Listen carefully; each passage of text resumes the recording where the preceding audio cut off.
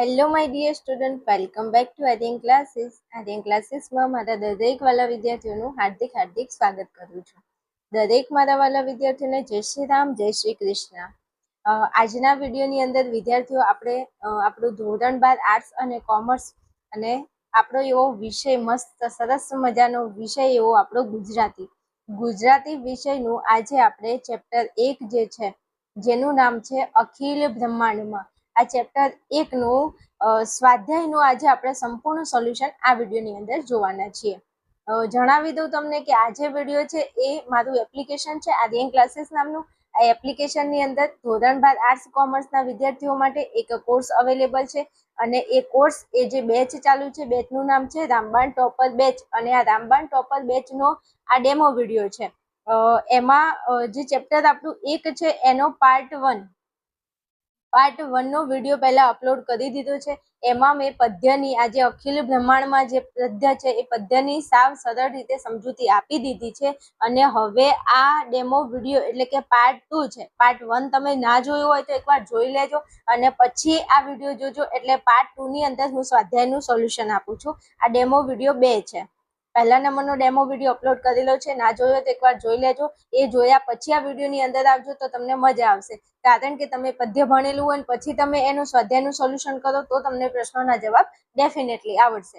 હવે આ વિડીયોની અંદર આપણે બોર્ડમાં જે મોસ્ટ આઈએમપી ક્વેશ્ચન 2027 ની બોર્ડની પરીક્ષાની અંદર ગુજરાતી વિષયમાંથી સ્વાધ્યાયમાંથી કયા પ્રશ્નો મોસ્ટ આઈએમપી છે જે પૂછાવાના છે એ આપણે આ વિડીયોની અંદર જોવાના છીએ. એટલે આ ડેમો વિડીયો છે. જે વિદ્યાર્થીઓને કોર્સ ખરીદવો હોય તો કોર્સ ખરીદવા માટેની સંપૂર્ણ ડિટેલ તમને આપણા એપ્લિકેશનની અંદર આપણી ચેનલની અંદર તમે પોસ્ટમાં જશો તેમાં પણ તમને માહિતી મળી જશે અને મારો નંબર આપેલો છે શોર્ટ વિડીયોમાં, ત્યાં જઈ અને તમે નંબર ઉપર ફોન મેસેજ કરીને પણ વધારે ઇન્ફોર્મેશન મેળવી શકો છો આ બેચની અંદર જોડાવા માટે. ચાલો શરૂઆત કરું છું આ વિડીયોની. ચલો સૌથી પહેલા આપણે શરૂઆત કરીશું આપણી રામબાણ ટોપર બેચ છે આર્યન ક્લાસીસ આપણું એપ્લિકેશન છે. ધોરણ 12 આર્ટ્સ અને કોમર્સ અને આર્ટ્સ બંનેમાં ગુજરાતી વિષય જે છે એ સેમ ટુ સેમ જ હોય છે, એટલે ચિંતા નહીં કરતા. અમુક વિદ્યાર્થીઓ ગુજરાતી ભાઈ આર્ટ્સ હોય કે કોમર્સ હોય ગુજરાતી તમારું સેમ જ રહેશે. ચલો એનું પહેલું જ આપણું પદ્ય છે જેનું નામ છે અખિલ બ્રહ્માંડમાં. સરસ મજાનું મેં આગળના વિડીયોમાં સમજાવ્યું છે, એકવાર એ ડેમો વિડીયો જોઈ લેજો. આ પાર્ટ 2 છે, પાર્ટ 1 તમે જોઈ લેજો. ચલો સ્વાધ્યાયનું આપણે સોલ્યુશન કરવું છે. સ્વાધ્યાયની અંદર આપણે વાત કરીએ તો પહેલો જ આપણો પ્રશ્ન છે. તમને પ્રશ્ન નંબર 1 માં તમને પ્રશ્નો આપેલા છે અને એમાં નીચેના પ્રશ્નોના એક વાક્યમાં ઉત્તર લખવાના છે.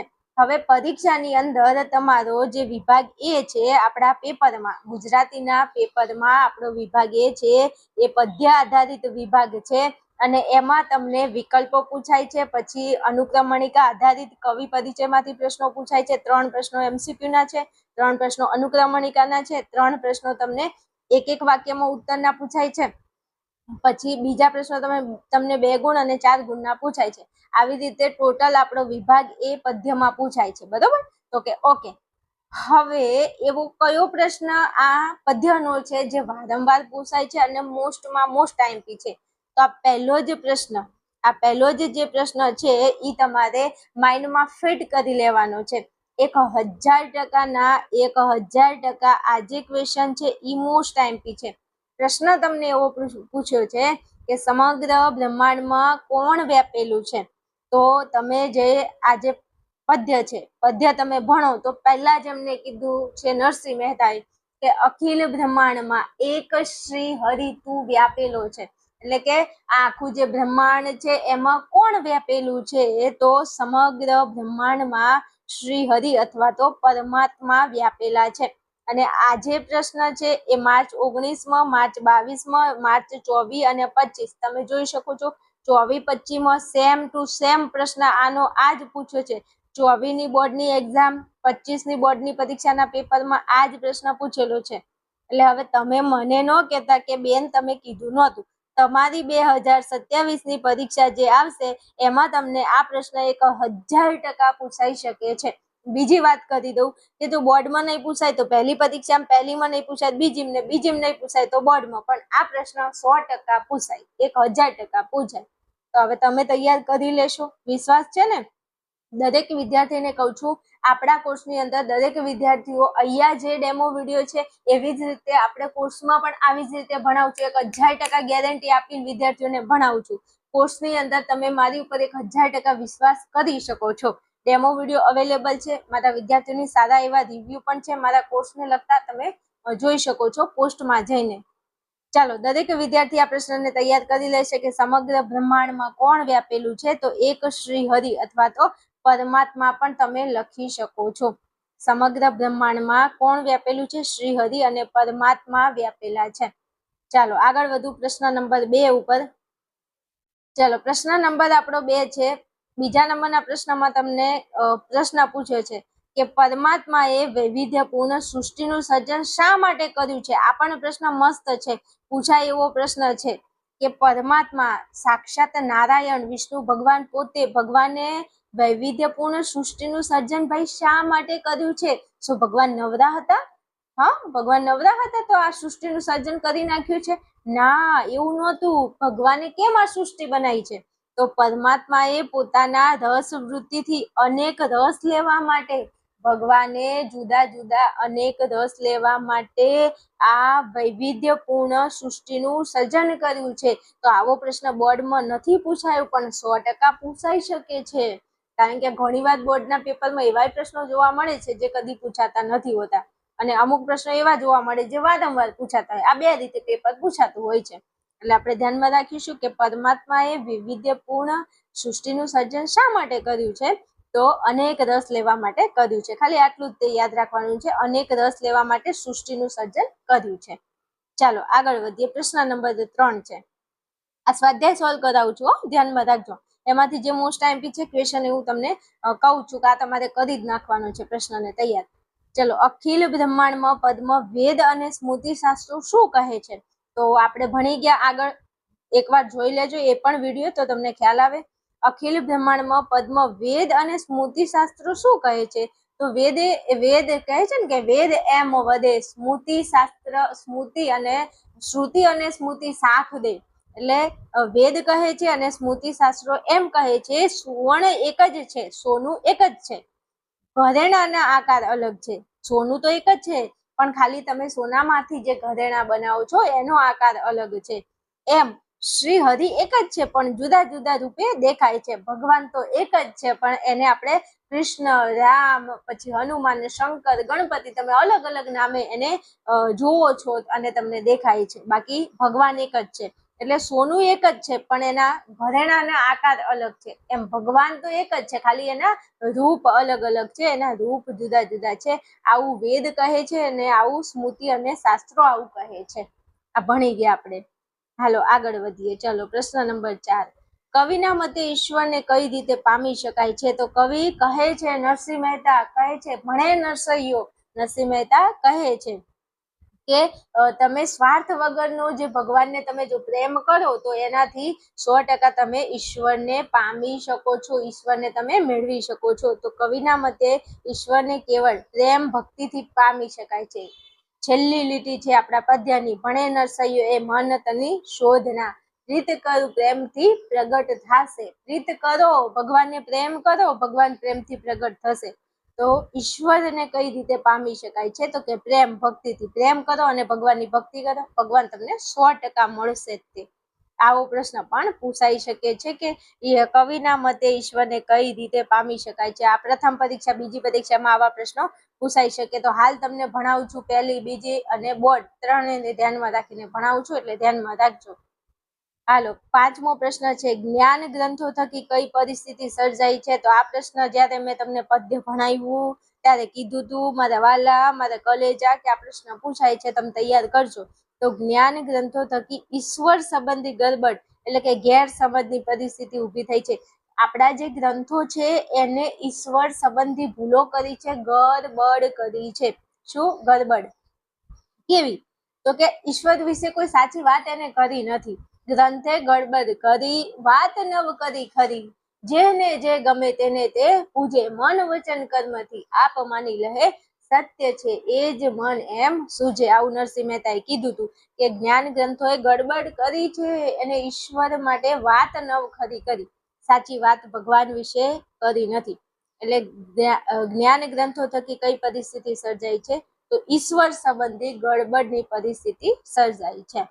ઓકે, હવે આમાંથી જો પ્રશ્નો એવા છે એકદમ ઈઝી છે, આપણને યાદ રહી જાય એવા છે, પણ એમાંથી મોસ્ટ ઇમ્પોર્ટન્ટ પ્રશ્ન કહું ને તો આ પહેલો પ્રશ્ન એ તમારે એકદમ ફિટ કરી લેવાનો છે. ઓકે, ચાલો પછી આ અનેક રસ લેવા, આ પણ પ્રશ્ન મોસ્ટ આઈએમપી છે. પછી ચોથો અને પાંચમો, આ ચોથો પાંચમો બે પ્રશ્નો, એટલે મતલબ આખું કાવ્ય આપણે ભણ્યું છે, પદ્ય ભણ્યું છે, અને એમાંથી પ્રશ્નો આપણને પૂછાય આવડે 100%. ઈઝી છે અને ગુજરાતી વિષય છે ભાઈ. ચાલો આગળ વાત કરવી છે વિડીયોમાં. એ પહેલા જે વિદ્યાર્થીઓ હાલ તમે વિડીયો જોઈ રહ્યા છો ને, આગળ મેં તમને વાત કરી લીધી આપણી રામબાણ બેચ વિશે કે આપણા એપ્લિકેશન વિશે, તો એની થોડી તમને ડીપમાં માહિતી આપી દઉં. જે વિદ્યાર્થીઓ આર્ટ્સના છે અને કોમર્સના છે એ વિદ્યાર્થીઓ માટે ભાઈ તમારે ગુજરાતી વિષય આપણા એપ્લિકેશનમાં તમે ખરીદીને ભણી શકો છો. આપણો જે કોર્સ છે એ ધોરણ 12 આર્ટ્સના વિદ્યાર્થીઓ માટે છે. હું તમને અહીંયા જણાવી દઉં, આપણો જે આ કોર્સ છે આર્યન ક્લાસીસ એપ્લિકેશનમાં, આ જે કોર્સ છે એ ધોરણ 12 આર્ટ્સના વિદ્યાર્થીઓ માટે છે. એટલે જે વિદ્યાર્થીઓ આર્ટ્સમાં અભ્યાસ કરી રહ્યા છે એમના માટે ખાસ 8 વિષયનો આ કોર્સ છે. આ કોર્સમાં તમે જોઈન કરશો તો તમને ટોટલ 8 વિષય મળશે આ બેચની અંદર, આ કોર્સની અંદર. વિષય તમે જોઈ શકો છો, તત્વજ્ઞાન છે, મનોવિજ્ઞાન, સમાજશાસ્ત્ર, ભૂગોળ, ગુજરાતી, હિન્દી, અંગ્રેજી અને સંસ્કૃત, આ 8 વિષયનો કોર્સ છે. આ 8 વિષયના કોર્સની માત્ર ને માત્ર પ્રાઇસ છે 3,999 રૂપિયા. આ ઓફર જે છે એ માત્ર ને માત્ર 1લી તારીખ સુધી છે.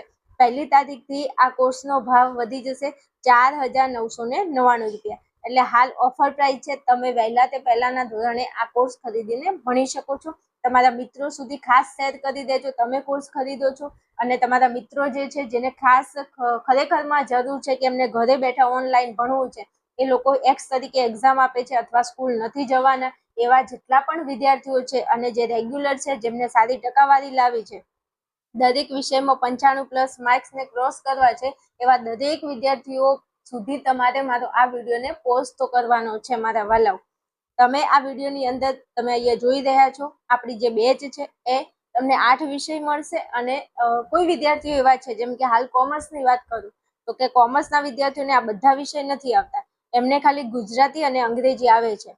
તો દરેક વિદ્યાર્થીને જણાવી દઉં કે તમે એકલું તત્વજ્ઞાન, મનોવિજ્ઞાન, સમાજ, આ 8 વિષય ભેગા પણ છે અને 8 વિષય અલગ અલગ પણ છે.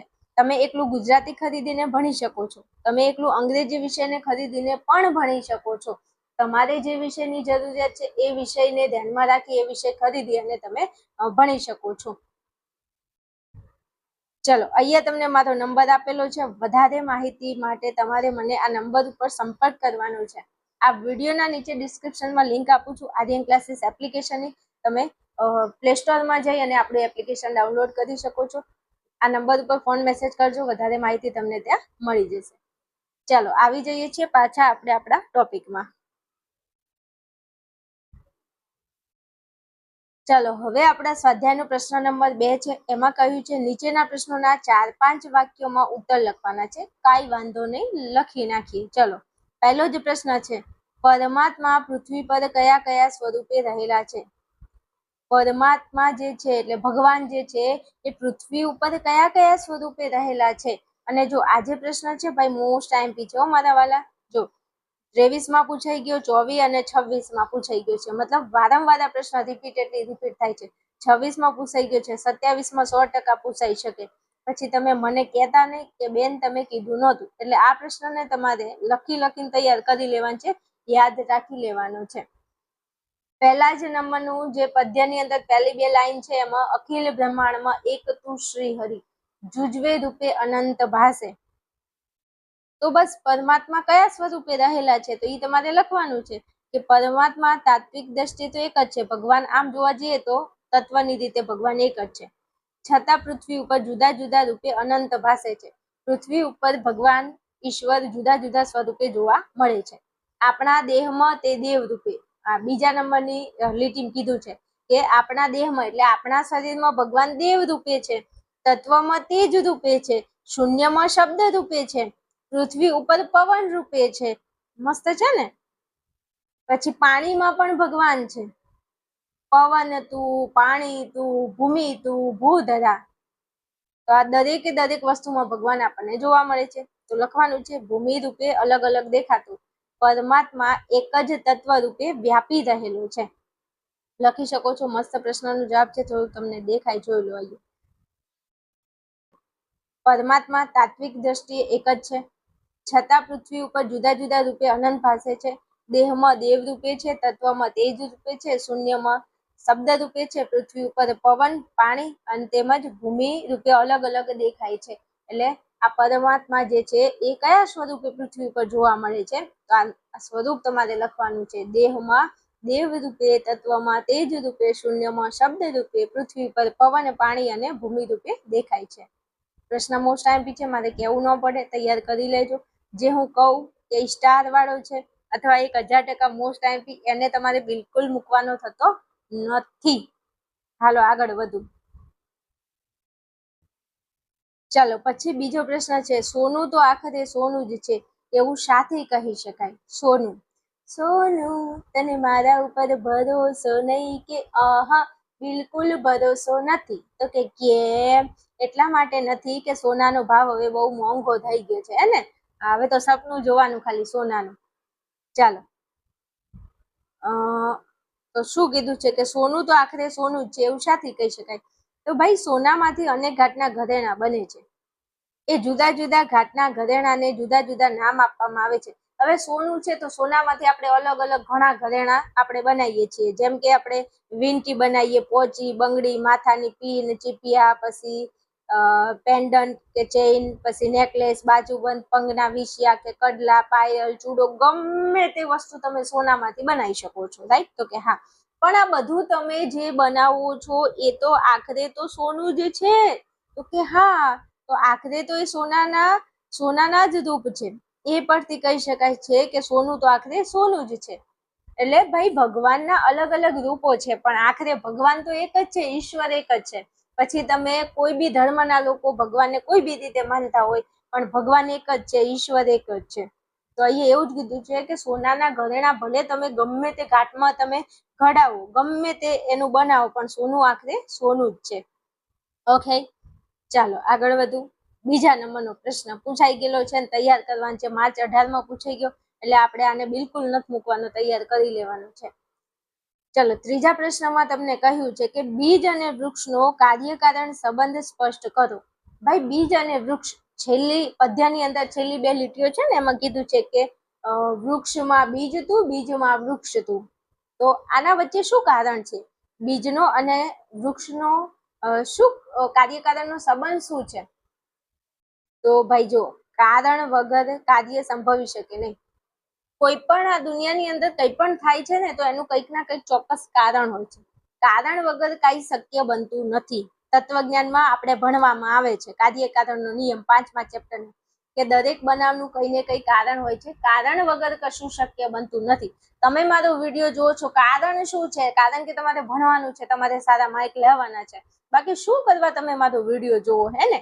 તો કારણ છે. તો જેમ બીજ એ કારણ છે, તો વૃક્ષ એ કાર્ય છે. બીજ શું છે? એ કારણ છે. તો વૃક્ષ એ શું છે? કાર્ય છે. બીજને ધરતીમાં રોપીએ તો જ થડ, ડાળ, પાંદડા, ફળ, ફૂલ વગેરેથી વૃક્ષનો વિસ્તાર થઈ શકે, અર્થાત વૃક્ષનું વિસ્તારરૂપી કાર્ય સંભવી શકે. સાચી વાત છે. જો તમે બીજને રોપો તો બીજમાંથી થડ થાય, એમાંથી ડાળ આવે, પાંદડા આવે, ફૂલ આવે, આ બધું એટલે એમ કરતા કરતા વૃક્ષનો વિસ્તાર થાય. એટલે કે જે વૃક્ષ છે, વૃક્ષનો વિસ્તાર રૂપી કાર્ય સંભવી શકે. વૃક્ષ માટે બીજ હોવું જરૂરી છે. જો તમારે વૃક્ષ જોવે છે તો બીજ હોવું જરૂરી છે. બીજ ના હોય તો વૃક્ષ ક્યાંથી આવે? હવે તમે એવું ન કહેતા હો કે તો વૃક્ષ ના હોય તો બીજ ક્યાંથી આવે. આ તો પેલી વાત થઈ ગઈ. કેવી? કે મુર્ગી પહેલે આવી યા અંડા પહેલે આયા? આનો કોઈ જવાબ મળતો નથી. એટલે મહેરબાની કરજો, કોમેન્ટ ના કરતા પાછા. પણ છે તો છે. વૃક્ષ માટે બીજ હોવું જરૂરી છે, અને બીજ હોય તો જ વૃક્ષ સંભવી શકે છે. આમ બીજ અને વૃક્ષ વચ્ચે કાર્યકારણનો સંબંધ છે. બીજ છે તો વૃક્ષ છે, એવી વાત આપણે કીધી છે. બીજ આપણે રોપીએ તો જ વૃક્ષનો વિસ્તાર થઈ શકે છે, તો જ વૃક્ષનું કાર્ય સંભવી શકે છે. એટલે વૃક્ષ માટે બીજ હોવું ખૂબ જ જરૂરી છે. એટલા માટે કીધું છે. આ બંને વચ્ચે શું છે? કાર્યકારણનો સંબંધ છે. પ્રશ્ન એક વાર પૂછાઈ ગયો છે માર્ચ 18માં. 2 ગુણની અંદર ફરીથી આ પ્રશ્ન પૂછાઈ શકે છે, તૈયાર કરી લેવાનો છે. ચાલો આગળ વધીએ. ચોથા નંબરનો પ્રશ્ન મસ્ત પ્રશ્ન છે, 23માં પૂછાઈ ગયો છે. પ્રશ્ન પૂછાય એવો છે, આપણે તૈયાર કરવાનો છે કે જ્ઞાન ગ્રંથો થકી કઈ ગડબડ થઈ છે. તો આ આપણે ભણી ગયા છીએ કે જ્ઞાન આપણા અહીંયા શાન નહીં હો, જ્ઞાન આવશે. જ્ઞાન ગ્રંથોએ ગડબડ કરી છે શેની? પરમાત્મા વિશે વાત કરવામાં આપણા ગ્રંથોએ શું કરી છે? ગડબડ ઊભી કરી છે. જ્ઞાન ગ્રંથોએ સાચી વાત કરી નથી. તેથી જેને જે ગમે તેની તે ભક્તિ કરે છે. સૌ લોકો પોતપોતાની બુદ્ધિ શક્તિ પ્રમાણે વેદના જ્ઞાનનું અર્થઘટન કરે છે. દરેક લોકો પોતાની બુદ્ધિ પ્રમાણે વેદોનું અર્થઘટન કરે છે. આથી દરેક વ્યક્તિને પોતાને જે ગમે તેને જ તે પૂજે છે. જેને જે ગમે એને જે ભગવાન માની પૂજે છે અને મન વચન કર્મથી તેને જ તે સ્વીકારી લે છે અને એને જ તે સત્ય માની લે છે. આ ગડબડ કોને કરી છે? તો કે ગ્રંથોએ કરી છે. જો ગ્રંથોએ સાચી વાત કરી હોય કે ઈશ્વર એક જ છે તો બધા એકને જ માનત, પણ ગ્રંથોમાં બધું લખેલું છે એટલે જે વ્યક્તિની જેવી બુદ્ધિ પ્રમાણે એને જે ગમે છે એ ભગવાનની પૂજા કરે છે અને એને જ તે સત્ય માને છે. આ ગડબડ કરી છે આપણા ગ્રંથોએ. ઓકે, આ લખવાનું છે, મોસ્ટ ટાઈમ ક્વેશ્ચન છે, પછી કહેતા નહીં, તૈયાર કરી લેજો હો. ચાલો આગળ વધીએ. ચલો પ્રશ્ન નંબર 3 છે. હવે આ જે પ્રશ્ન નંબર 3 છે એ તમને સવિસ્તાર પ્રશ્નોના ઉત્તર દેવાના છે. 4 ગુણમાં અહીંથી પ્રશ્ન તમને પૂછાય છે. ખાલી ને ખાલી 2 જ પ્રશ્નો છે અને 2માંથી આ પહેલો પ્રશ્ન છે ઈ જ પૂછાય છે. 2 પ્રશ્નો છે આપણા સ્વાધ્યાયમાં અને 2માંથી આ પહેલો પ્રશ્ન છે ઈ જ ખૂબ વધારે પૂછાય છે. બીજો પ્રશ્ન તૈયાર નહીં કરીએ તો પણ ચાલશે, પણ એકવાર આપણા સ્વાધ્યાયમાં આપેલો છે તો આપણે થોડો એને જોઈ લઈશું. તમે આ 2 પ્રશ્નો છે એમાંથી આ પ્રશ્ન તમારે 1000%ના 1000% લખીને તૈયાર કરો, ગમે તે રીતે. આખા પદ્યનો સાદ તમારે આ પ્રશ્નમાં લખવાનો થાય. પ્રશ્ન તમને એવો પૂછ્યો છે, 4 ગુણમાં પૂછાય છે, 4 ગુણનો સવાલ છે. પ્રશ્નને તમારે યાદ રાખવાનો છે હો, પછી મને કહેતા નહીં કે બેન તમે કીધું નહોતું. ચલો, અખિલ બ્રહ્માંડમાં પદ્મ નરસિંહ મહેતા પરમ તત્વને શી રીતે સમજાવે છે? માર્ચ 20માં પૂછાઈ ગયો, 22માં પૂછાઈ ગયો અને નક્કી નથી હોતું પૂછાઈ જાય પ્રશ્ન. હવે 2027ની એક્ઝામમાં કદાચ આ ચેપ્ટરમાંથી 4 ગુણનો પ્રશ્ન પૂછી લે, કારણ કે ગુજરાતીમાં કયું પદ્ય કેટલા ગુણમાં પૂછાય ખાસ વધારે નક્કી હોતું નથી, એટલે ધ્યાનમાં રાખશો. 4 ગુણનો પ્રશ્ન પૂછાય કે અખિલ બ્રહ્માંડમાં નરસિંહ મહેતાએ પરમ તત્વને કઈ રીતે સમજાવ્યું છે. અથવામાં બીજો પ્રશ્ન આપે કે અખિલ બ્રહ્માંડમાં પદનો કેન્દ્રવર્તી વિચાર સ્પષ્ટ કરો. અથવા ત્રીજો પ્રશ્ન પૂછાય કે અખિલ બ્રહ્માંડમાં કાવ્યમાં નરસિંહ મહેતા પરમાત્માની સર્વવ્યાપકતા શી રીતે સમજાવે છે, વિગતે સમજાવો. તોય તમારે જવાબ આ જ લખવાનો છે. સૌથી વધારે આ પ્રશ્ન પૂછાય છે એટલે તમે આ પ્રશ્નને ખાસ તૈયાર કરી લેશો. હું સમજાવું છું. ચલો હવે આમાં શું સમજાવશું? તો જે આપણે કાવ્યમાં આ પદ્યમાં ભણ્યા એ આપણે અહીંયા સમજાવવાનું છે, બીજું કાંઈ વધારાનું નહીં. જે ભણ્યા છીએ એ જ બધું ભેગું કરીને અહીંયા લખવાનું છે, એનો આખો સાર લખવાનો છે. તો લખીશું, અખિલ બ્રહ્માંડમાં પદમાં પરમ તત્વને સમજાવતા નરસિંહ મહેતા કહે છે કે સમગ્ર બ્રહ્માંડમાં એક શ્રી હરિ જ સર્વવ્યાપી છે. આખા બ્રહ્માંડમાં ભગવાન એક ભગવાન જ એવા છે જે સર્વવ્યાપી છે, બધી જગ્યાએ ભગવાન છે. પરંતુ સૌને જુદા જુદા રૂપે દેખાય છે, પરંતુ દરેક વ્યક્તિને ભગવાન જુદા જુદા રૂપે દેખાય છે. કવિ કહે છે, નરસિંહ મહેતા કહે છે કે ભૂધરા એટલે ભૂમિને ધારણ કરનાર. ભૂધરા, હે કૃષ્ણ તું સર્વવ્યાપી છે. ભગવાન તું સર્વવ્યાપી, દરેક જગ્યાએ ભગવાન તમે વ્યાપેલા છો. જેમ કે પવન પણ તું છે, પાણી તું છે, ભૂમિ એ તું છે. તું જ આકાશમાં વૃક્ષ થઈને વિસ્તરી રહ્યો છે. જો ભગવાન તમે સર્વવ્યાપી છો, પવન એ તું, પાણી એ તું, ભૂમિ એ તું, આકાશમાં વૃક્ષ થઈને પણ તું વિસ્તરી રહ્યો છે. આવી રસમય વિવિધ રચના કરી છે, આવી સરસ મજાની તમે રચના કરી છે. આજ આશાએ તું શિવમાંથી જીવ થયો છે. આ સુધીની પંક્તિ, આખું જે પદ્ય છે એ તમારે આમાં લખવાનું છે. વેદ એમ કહે છે કે કનક અને કુંડળ એ બેમાં કોઈ ફરક નથી. વેદ અને શ્રુતિ અને સ્મૃતિભાઈ શાક પુરાવે છે અને કહે છે કે કનક, કનક એટલે સોનું અને કુંડળ એટલે સોનામાંથી બનાવેલું ઘરેણું. તો સોનું અને સોનાના ઘરેણાની અંદર કોઈ ફરક નથી. તમે કનક એટલે સોનામાંથી અનેક ઘાટના અલંકાર બનાવીએ, પણ એ દરેક ઘાટમાં સોનું જ છે. આપણે સોનામાંથી ગમે તે અલગ અલગ પ્રકારના આપણે અલંકાર, આભૂષણો, દાગીના બનાવીએ, પણ દાગીનો એટલે ઘરેણું, બીજા દાગીનાની વાત નથી કરતી હો. હા, એમ એટલે અલંકાર બનાવીએ છીએ, પણ આખરે તો તે સોનું જ છે. આ વાતને શ્રુતિ અને સ્મૃતિ પણ સાક્ષી પૂરે છે. શાખ એટલે સાક્ષી પૂરવી. શાખ એટલે શું થાય? સાક્ષી પૂરવી. આ સમાનાર્થી આપણે કાલે તમને મેં કહ્યું હતું. તો પરમ પરમાત્મા વિશે વાત કરતા ગ્રંથોએ ગડબડ કરી છે. પરમાત્મા વિશે વાત કરતા ગ્રંથોએ શું કરી છે? તો કે ગડબડ કરી છે. શું ગડબડ કરી છે? તો કે મૂળ વાત નથી કરી. ભગવાન ઈશ્વર વિશે ગ્રંથોએ મૂળ વાત નથી કરી. પરિણામે જેને જે ગમે તેને તે પૂજે છે. જેને જે ભગવાન માતાજી ગમે એને એ પૂજે છે. મન, વચન અને કર્મથી એને સત્ય માની લે છે. તમે જે ભગવાનને માનતા હોય તમે એને જ સાચા માની લો છો. પરંતુ કવિ નરસિંહ મહેતા કહે છે કે વૃક્ષમાં બીજ તું અને બીજમાં વૃક્ષ પણ તું છે. એ બેમાં ભેદ છે, છતાં એની ભેદ રહિત સ્થિતિ અહીં રજૂ કરી છે. અંતમાં નરસિંહ મહેતા એવું કહે છે, સૌને કહે છે કે સત્ય તો એ છે કે મનની શોધ કરતા સમજાયું. મનમાં શોધ કરી ત્યારે એવી ખબર પડી કે પ્રીત કરવાથી જ પરમાત્મા પ્રગટ થશે. જો ભગવાનને તમારે પ્રગટ કરવા છે તો ભગવાનને તમે શું કરો? તો કે પ્રીત કરો. પ્રીત એટલે પ્રેમ કરો. પરમાત્માનો સાક્ષાત અનુભવ કેવળ પ્રેમ ભક્તિથી જ થઈ શકે છે. ભગવાનનો સાક્ષાત અનુભવ તમને ક્યારે થશે? તો કે તમે ભગવાનને પ્રેમ કરશો, ભગવાનની ભક્તિ કરશો, ત્યારે તમે ભગવાનના દર્શન કરી શકો છો.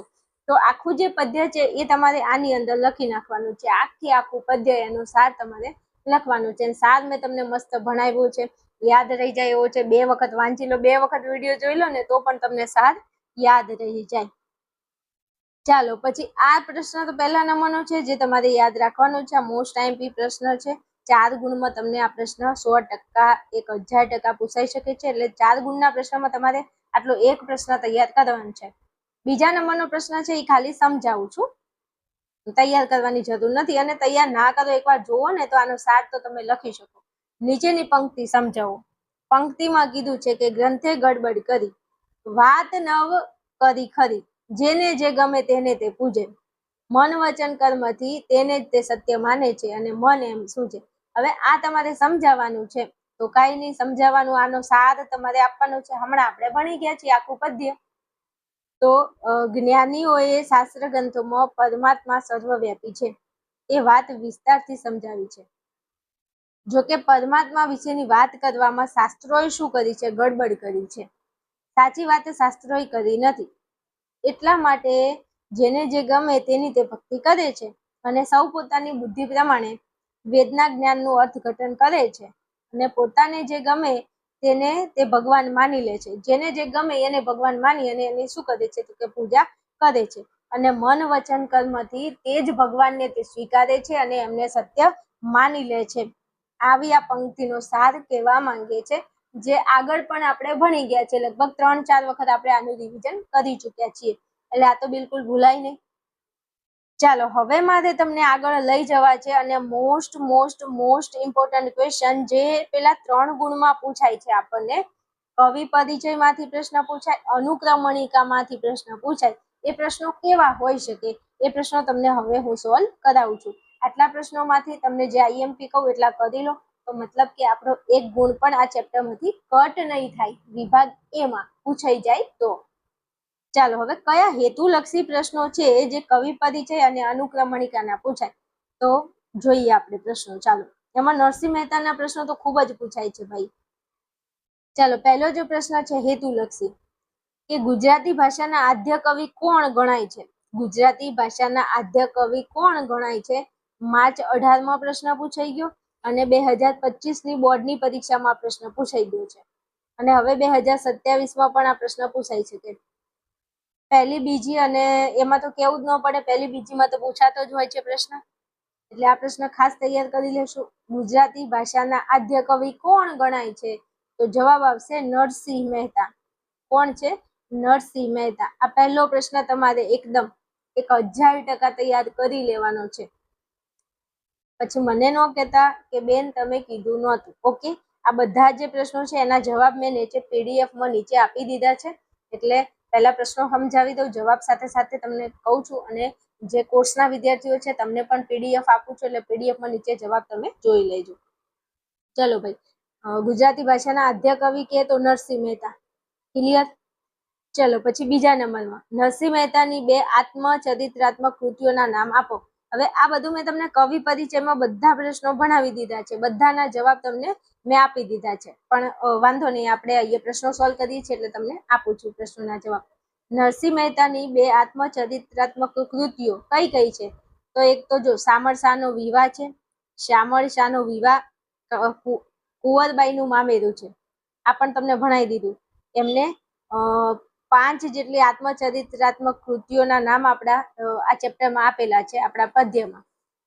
એમાં એક છે શામળ શાહનો વિવાહ, બીજા નંબરમાં છે કુંવરબાઈનું મામેરું, ત્રીજા નંબરમાં હાર, હુંડી અને શ્રાદ્ધ. આ 5 છે, 5 યાદ રહે તો રાખી લો, અને કોઈ પણ 2 તમને પૂછી શકે છે. તો શામળ શાહનો વિવાહ, કુંવરબાઈનું મામેરું, હાર, હુંડી અને શ્રાદ્ધ. ઓકે, હાલો આગળ વધુ. ત્રીજા નંબરનો પ્રશ્ન છે, નરસિંહ મહેતાએ કયા કયા વિષય ઉપર પદ લખ્યા છે? નરસિંહ મહેતાએ કયા વિષય ઉપર પદ લખ્યા છે? તો એમને જ્ઞાન, ભક્તિ અને વૈરાગ્ય, આ બધા ઉપર એમને પદો લખ્યા છે. જ્ઞાન વિશેના પદો, ભક્તિના પદો, વૈરાગ્યના પદો નરસિંહ મહેતાએ લખેલા છે. આવા પ્રશ્નો, આ પ્રશ્ન નથી પૂછાયો પણ એટલા માટે સોલ્વ કરાવું છું કે આપણને એકદમ ઈઝી છે તો આવડે એમ. ચાલો ચોથો પ્રશ્ન છે, લોકકંઠે વસીને કોના પ્રભાતિયા ચિરંજીવી બન્યા છે? આ પ્રશ્ન મોસ્ટ આઈમ્પી છે, ટ્વિસ્ટેડ વાળો પ્રશ્ન છે, જો પૂછાઈ શકે છે કે લોકકંઠે વસીને કોના પ્રભાતિયા ચિરંજીવી બન્યા છે. આપણે કાલે કવિ પરિચયમાં આ જોઈ ગયા છે, ના જોયો હોય તો એકવાર વિડીયો જોઈ લેજો. તો જવાબ અહીંયા આવશે નરસિંહ મહેતા. પ્રભાતિયા કોના છે? નરસિંહ મહેતાના છે. ગાતા હતા ને રોજ, હે જાગને જાદવા કૃષ્ણ ગોવાળિયા, તુજ વિના ઘેનમાં કોણ જાશે. કાલે મસ્ત તમને 3 4 યાદ રખાઈ દીધા છે. તો અહીંયા જવાબ આવશે નરસિંહ મહેતા. ચાલો પાંચમો પ્રશ્ન, નરસિંહ મહેતાએ પ્રભાતિયા માટે કયો છંદ વાપર્યો છે? 1000%ના 1000% મોસ્ટ આઈમ્પી ક્વેશ્ચન, મારા ગળાના હમસે પ્રશ્ન તમારે તૈયાર કરવાનો છે કે નરસિંહ મહેતાએ કયો છંદ, ઝૂલણા. પ્રભાતિયા માટે નરસિંહ મહેતાએ કયો છંદનો ઉપયોગ કર્યો છે? તો જવાબ આવશે ઝૂલણા છંદ. આ પ્રશ્ન 100% બોર્ડમાં પૂછાય એવો છે, ધ્યાનમાં રાખજો. હાલો પછી આગળ વધીએ.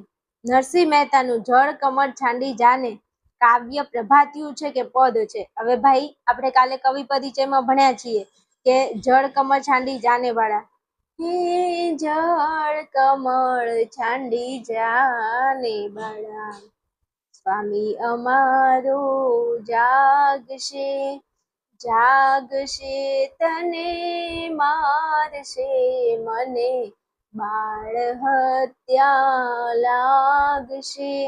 જળ કમળ છાંડી જાને બાળા, પછી જાગને જાદવા, પછી જાગો ને જશોદાના જાયા વાણ લાવાયા. આ 4 છે. એક તો છે ભોળી રે ભરવાડ, આ 4 છે એમના પ્રભાતિયા છે, જે આપણા કાવ્યમાં આપેલા છે, પદ્યમાં જોઈ લેજો, મેં આગળ ભણાવી દીધું છે. એટલે આ શું છે? પ્રભાતિયું છે. શું છે? પ્રભાતિયું છે. ઓકે, ચલો પછી કીધું છે 7મો, નરસિંહ મહેતાએ લખેલા પ્રભાતિયામાંથી 2 ના નામ. હવે હાલ તો હું બોલી ગઈ, 4 બોલી ગઈ, ભોળી દે ભરવાડન, જાગને જાદવા, જળ કમળ છાંડી જાને બાળા અને જાગોને જશોદાના જાયા. આ 4 છે. ઓકે, ભણાઈ દીધા છે આગળ તે. હાલો હવે 8મો પ્રશ્ન છે, અખિલ બ્રહ્માંડમાં કૃતિના કર્તાનું નામ જણાવો. આ મોસ્ટ આઈમ્પી છે પ્રશ્ન. કેમ? કારણ કે આ જે પ્રશ્ન છે એ અનુક્રમણિકાનું કહેવાય, અને અનુક્રમણિકાના પ્રશ્નો જે છે એ તો મૂકવાના જ નથી. કવિનું નામ અને સાહિત્ય પ્રકારનું નામ આ તો આપણે યાદ રાખી જ લેવાનું છે. તો અખિલ બ્રહ્માંડમાં કૃતિના કર્તા કોણ છે? નરસિંહ મહેતા છે. કોણ છે? નરસિંહ મહેતા છે. યાદ રાખી લેજો ભાઈ, મોસ્ટ આઈમ્પી ક્વેશ્ચન છે. પછી કહેતા ને કીધું નહોતું, ચાલો 9મો પ્રશ્ન, અખિલ બ્રહ્માંડમાં કૃતિનું સાહિત્ય સ્વરૂપ જણાવો. આ પણ પ્રશ્ન મોસ્ટ આઈમ્પી છે, અનુક્રમણિકાનો છે એટલે આપણે તૈયાર કરવો જ પડે, એમાં શંકાને કોઈ સ્થાન નથી. તો અખિલ બ્રહ્માંડમાં કૃતિના સાહિત્ય સ્વરૂપ કયું છે? તો કે પદ છે. કયું છે? પદ છે. અને હું ક્યારની બોલું છું, નરસિંહ મહેતાનું આ પદ પદ પદ યાદ રાખજો, પદ જવાબ આવશે.